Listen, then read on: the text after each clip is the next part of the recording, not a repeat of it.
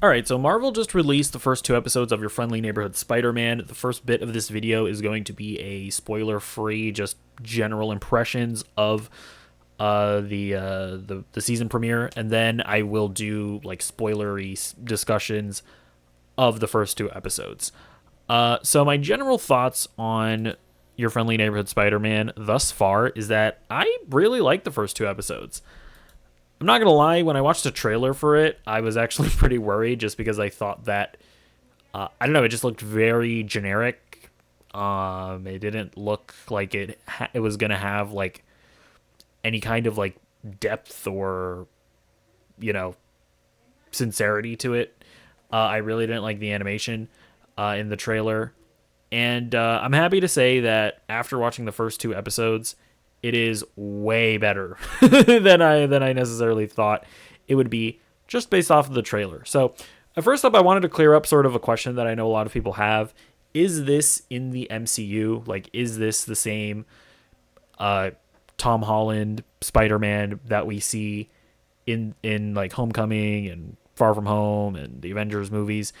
The answer is no. So I would classify this show as kind of a what if scenario. You know how like every episode of What If is just like, hey, what if Shang-Chi didn't have the rings and he was just a guy who did kung fu and but he didn't have superpowers? What would happen? This I would say is what if instead of Tony Stark mentoring Peter Parker, it's like what if Norman Osborn mentored Peter Parker? That's what it seems like this show is going to kind of be.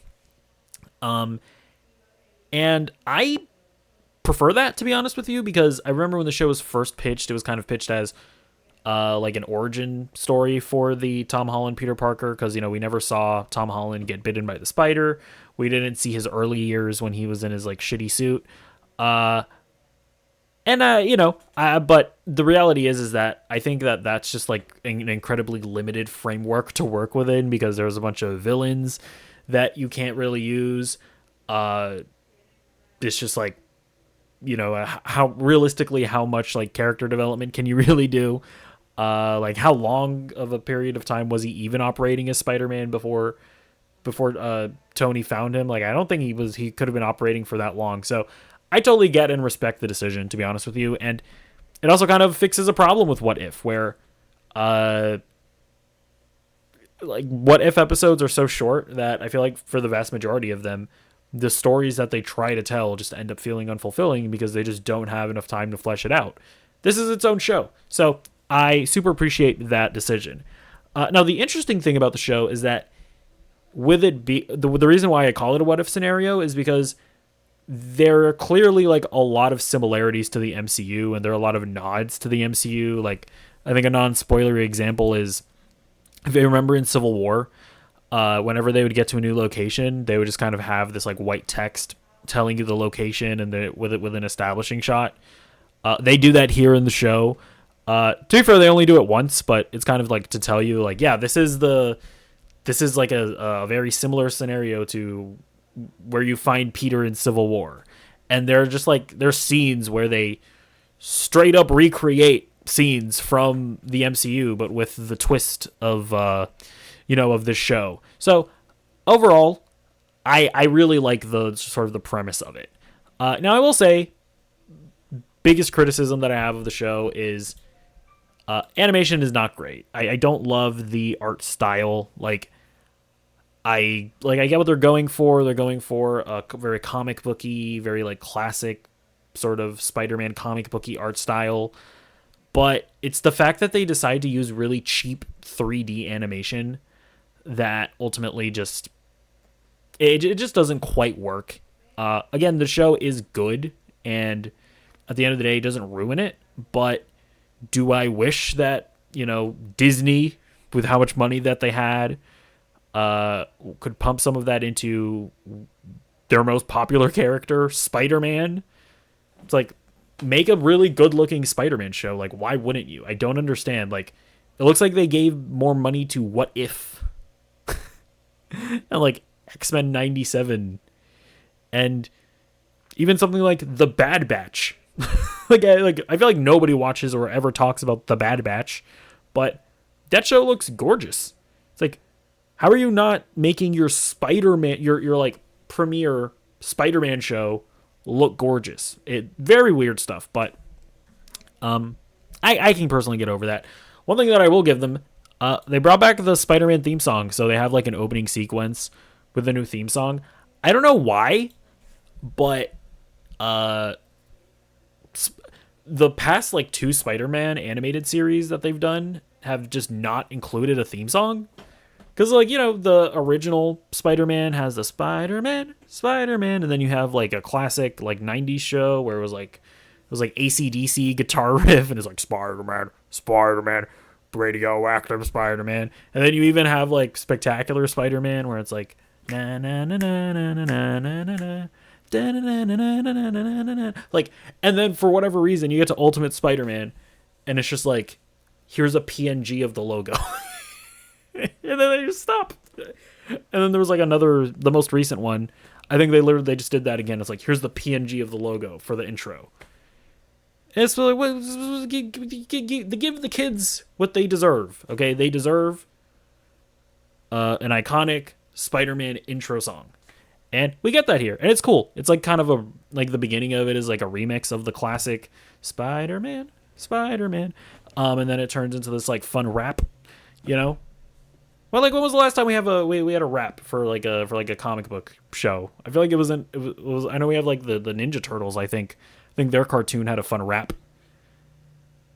It just feels classic, you know. It feels like in the '90s where everything just had a fun rap to it. So I really appreciate that about it. And it's just like, the show just gets the vibe of Spider-Man, you know, like. I feel like the MCU hasn't done a good job of just really capturing the Spider-Man vibe. Not since Homecoming, at least, where it's like, where you really feel the neighborhood. And I mean, it's in the title, it's your friendly neighborhood Spider-Man. And that's what the show is. It's like Spider-Man. I feel like he's like really engaging with his neighborhood. Like the New York citizens are like lively and they feel fun. His interactions with them feel genuine. Because it's like, I feel like Homecoming had that. They did that pretty well. But then in Far From Home, they go to like fucking Europe or whatever. And it's just like, okay, like I respect that you want to do something different. But it's like, I don't know. I don't want to see Spider-Man interacting with French people. I don't remember what country they went to.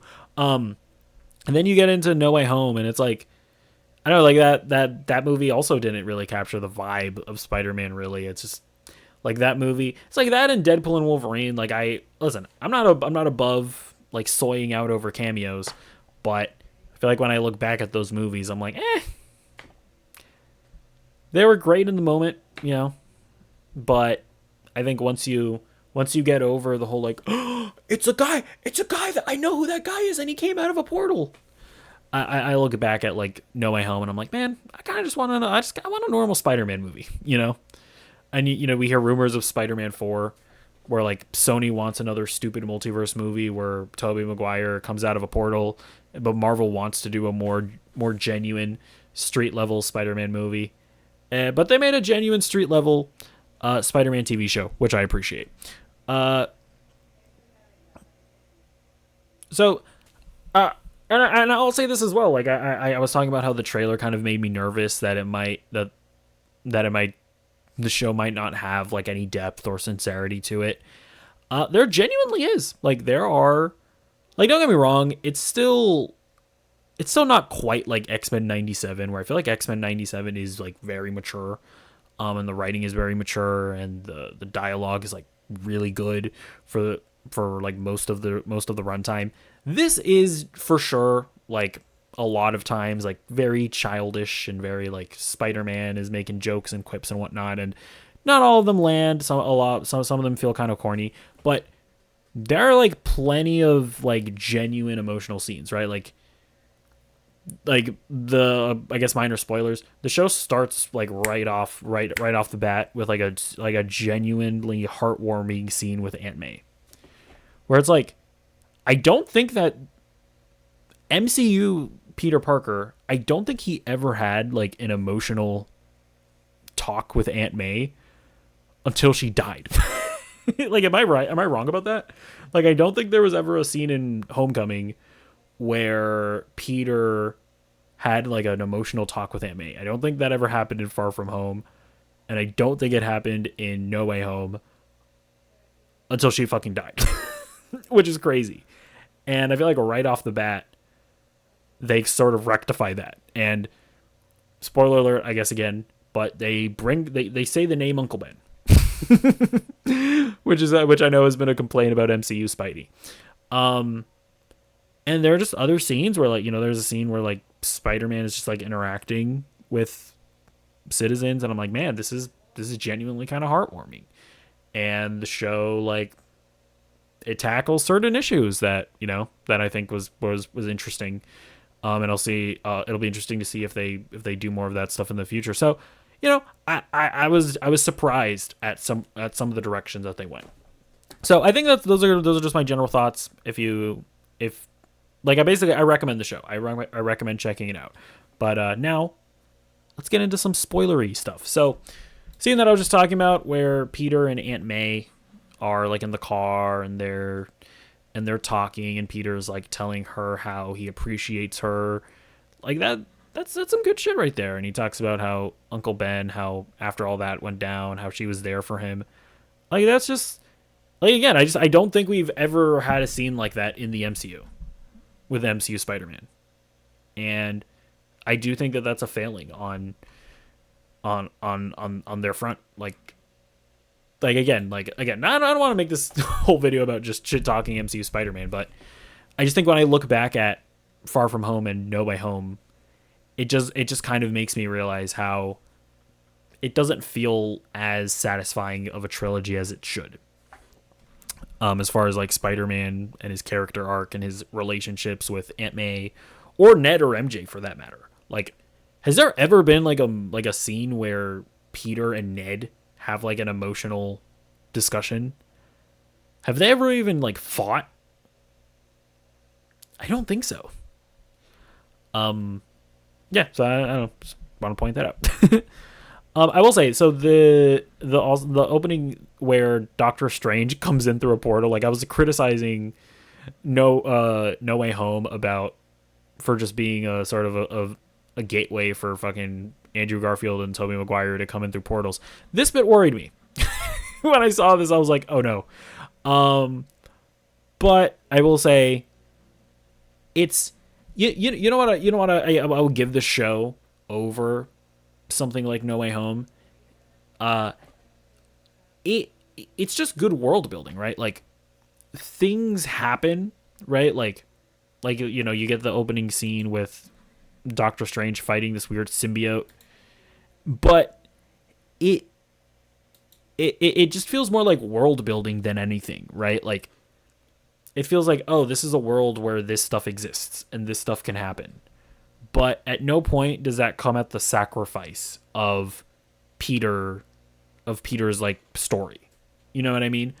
In fact, they use this opportunity to show Peter being a good guy, right? Like, he saves Nico without his powers, and that's cool. So it's like, so I don't know, like, and like in there throughout the episode, we see like photos of Captain America. Like, yeah, like if we come back to this wholesome scene, we see like little trinkets of Iron Man. That's kind of cute. So it's just, I feel like this show does a better job than the movies of doing fan service while still making a grounded Spider-Man show that feels like Spider-Man and that is about Spider-Man. So yeah. And I will say the opening scene with Doctor Strange was just kind of fun. And we see the spider bite. We see Spider-Man faint and stuff.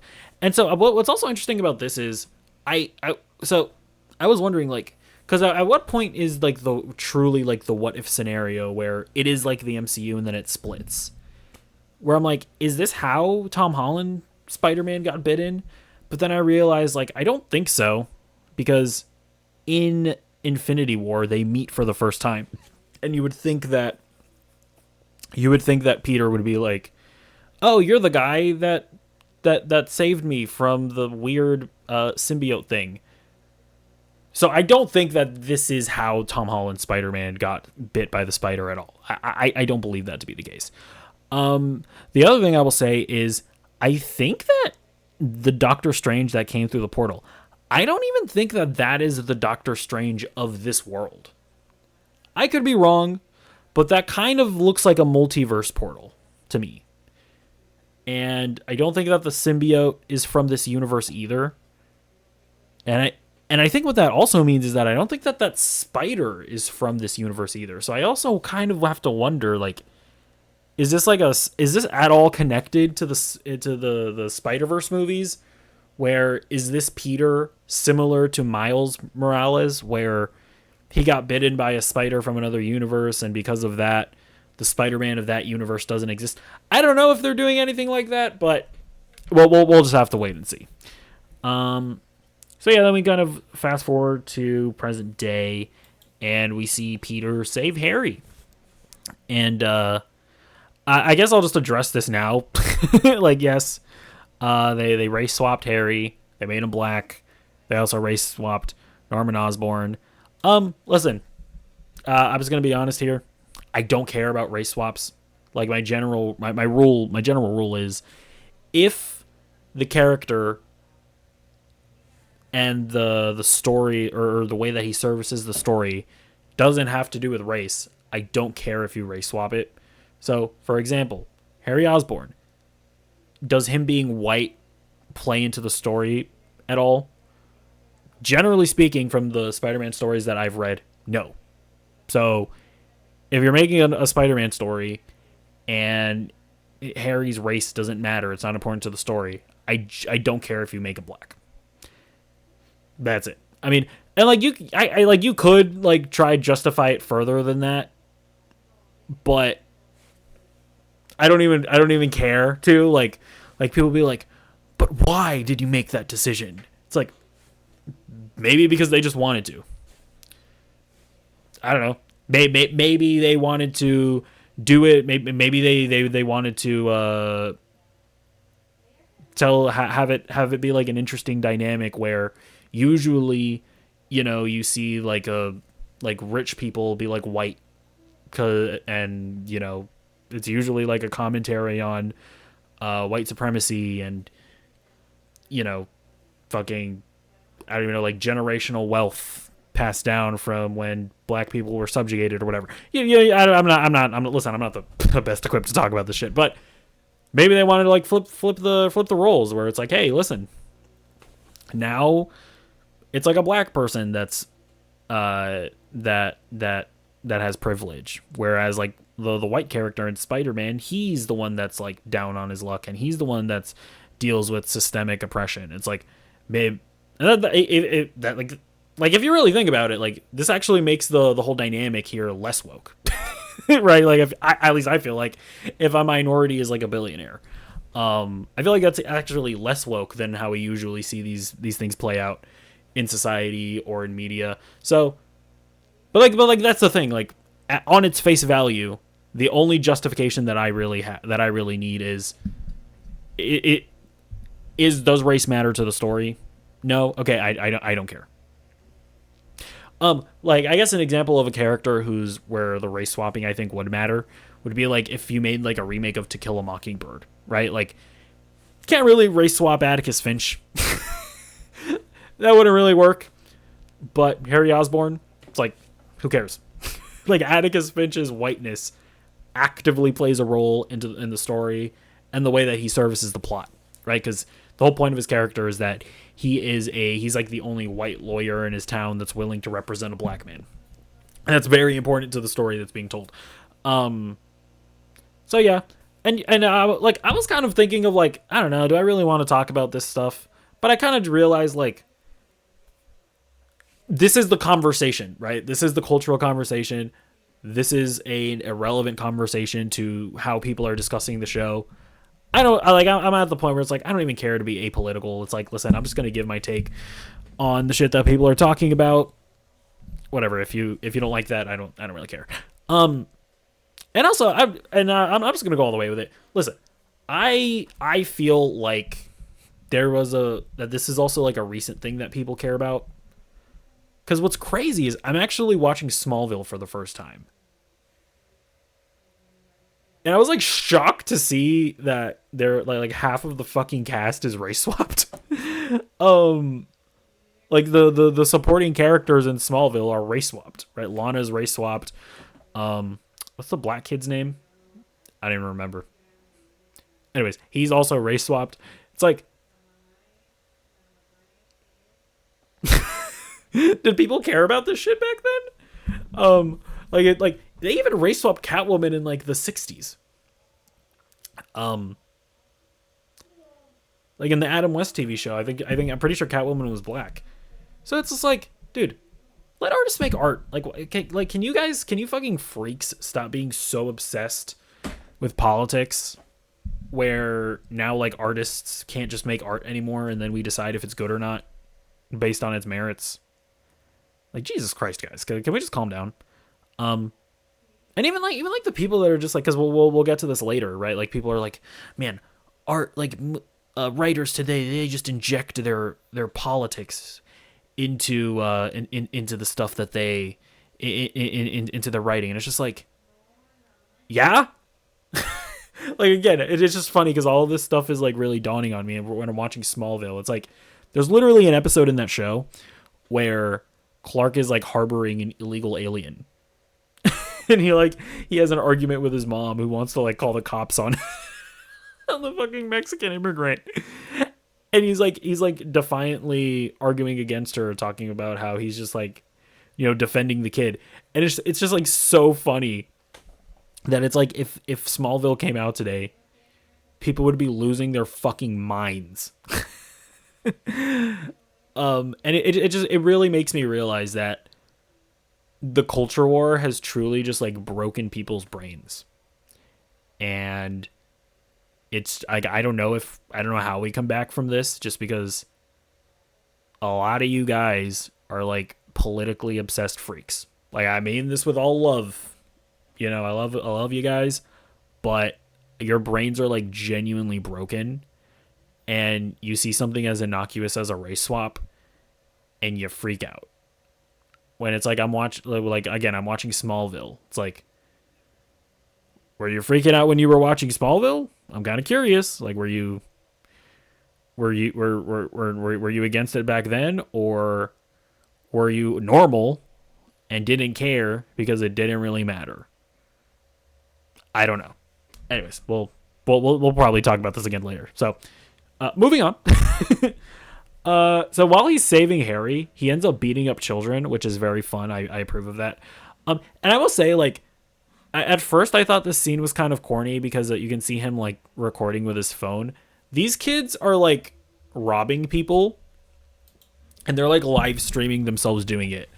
And at first I was like, okay, this is ridiculous. Like, live streamers wouldn't record themselves doing something illegal. And then I remembered, like, no, they will. like I don't know if you guys saw that, like, Jack Doherty kid who like live streamed himself speeding. He was like speeding in his car, and he was like reading chat while he was fucking driving past the speed limit. And then this motherfucker gets into a car accident on stream, and his like friend is bleeding. His like cameraman is bleeding. And like, again, all of this is happening on his live stream, and he's going like, oh my, and like his like friend is bleeding. He got into a car accident, and the whole time he's just worried about his stream. He's worried about recording everything for his YouTube video that he's going to make later. And it's like one of the most like dystopian things I've ever seen. You have like weird like PDF file stuff over on Kick. Like, I quickly realized that, like, no, this is not unrealistic at all. Like, not even in the least. But yeah, very funny stuff. Spider-Man gives this kid a concussion by hitting him with a brick. Love that. Awesome. But yeah, fun scene overall. Yeah, then we meet up with Nico in real life. So this is the girl that Spider-Man saved And what's funny about this is that, so I think this is supposed to be Nico from the Runaways. Uh, I have seen the Runaways. I'm not gonna lie, I don't really remember it that much. Like I typed in Nico from the Runaways, and I was like, oh, I did she have a staff? Is she like a witch? I kind of don't remember anything about that show. But I guess this girl is gonna end up getting superpowers at some point. Apparently, we'll go through them. But apparently, a lot of the side characters are like either superheroes or supervillains, and apparently they're gonna all get powers at some point. Which I will say, not a huge fan of that, just because I don't really like it when superhero shows, it feels like they end up just running out of ideas for the side characters, and so they just end up giving them all superpowers. Like Arrow did that, right? Where I feel like by the end of that show, it's like Dinah she became like Black Canary, and then his sister, she got trained to become like a vigilante. The bodyguard guy, he ended up becoming a vigilante. Although to be fair, that makes more sense. I don't know. Are there any other side characters that just ended up becoming superheroes for no fucking reason? The Flash, all that it happened on the Flash too, where like Cisco got superpowers, Caitlyn got superpowers. How many fucking speedsters were there? I don't know. I'd be willing to bet that Iris got superpowers at some point too. It's like it feels like that's where we're headed here too, where it's like all of these characters are gonna get superpowers, apparently. So we'll see. We'll see. But overall, I really like Nico in the first 2 episodes. I thought she was a really cool character. I'm not sure if she's gonna end up becoming like a love interest, because she definitely gives off like Gwen Stacy vibes from like Spectacular Spider-Man. Like I'm not sure.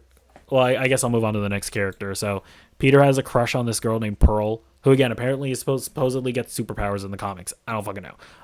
But Peter has a crush on her, and I was kind of wondering if they were gonna do the Gwen Stacy thing, where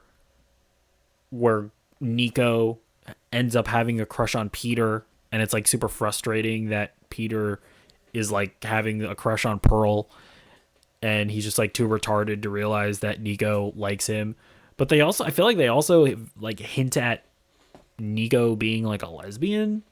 So I don't know if their relationship is purely platonical, but also all the times that they hint at her being a lesbian, they also feel like jokes.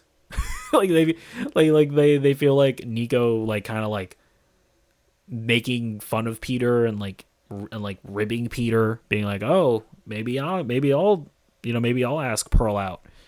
So I don't actually know how that's going to end up. We'll see. Because God, I genuinely don't remember the Runaways. It wasn't a great show, but I think Nico was also lesbian in that show.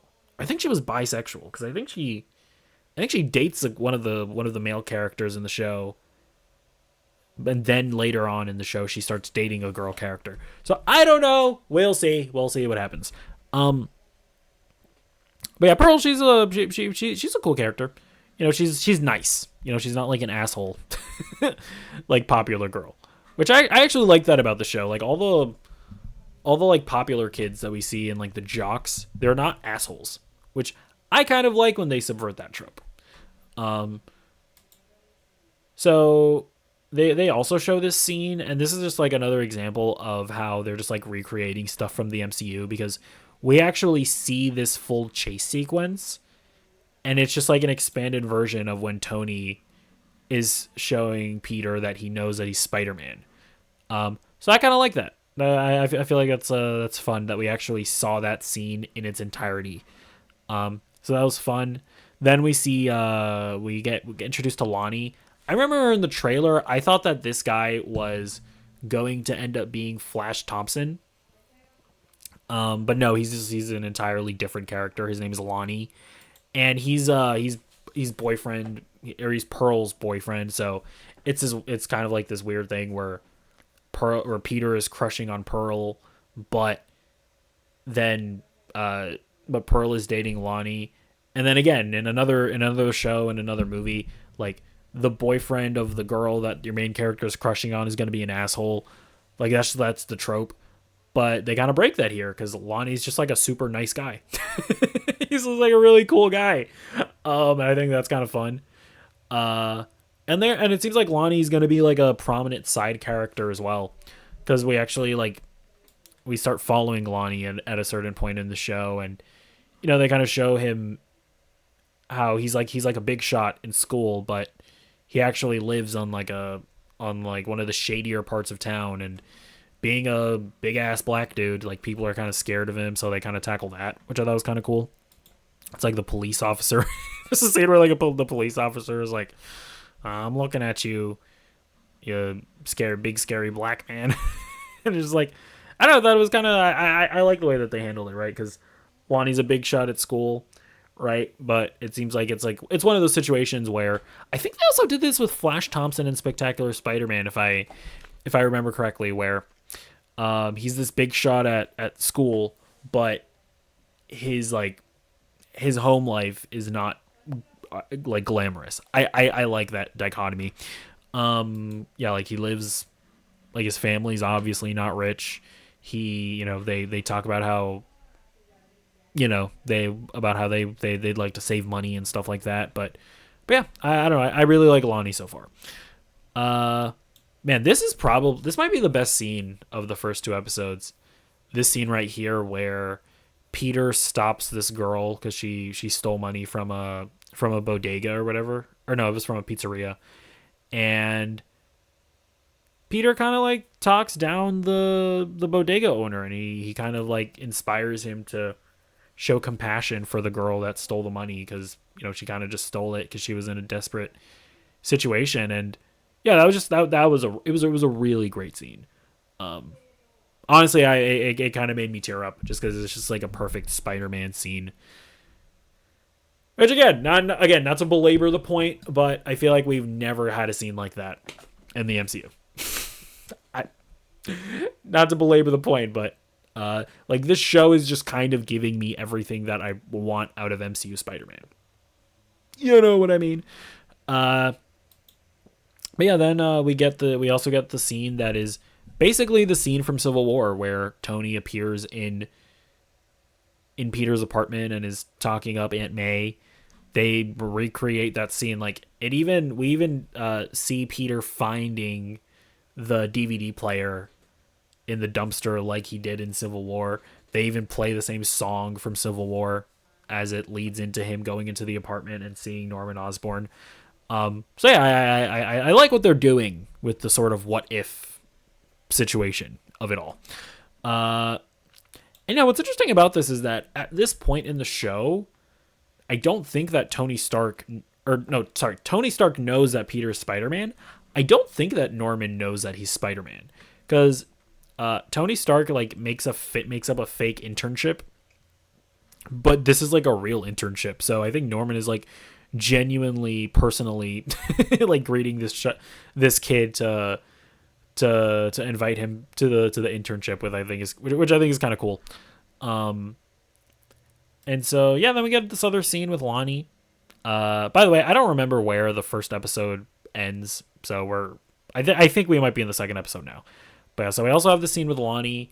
Again, he's just a really nice guy. He's like, him and his football team are like rubbing the trophy for good luck because it's like a tradition.